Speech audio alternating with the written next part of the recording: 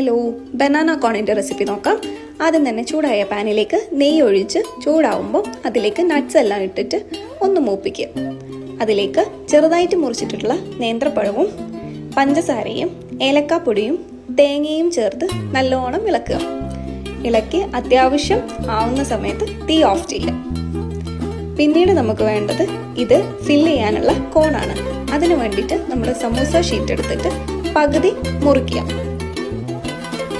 എന്നിട്ട് നമ്മളത് കോൺ രൂപത്തിൽ മടക്കിയെടുത്തിട്ട് മൈദ മാവ് കൊണ്ട് അതൊന്ന് ഒട്ടിക്കുക.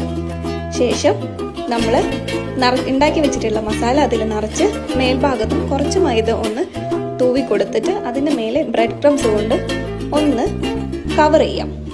ശേഷം നമ്മൾ എണ്ണ ഇട്ട് ചൂടാക്കി അതിലേക്ക് ഇതെടുത്ത് പൊരിച്ചിട്ടെടുക്കാം. അപ്പോഴത്തേക്ക് നമ്മുടെ ബനാന കോൺ റെഡിയായി.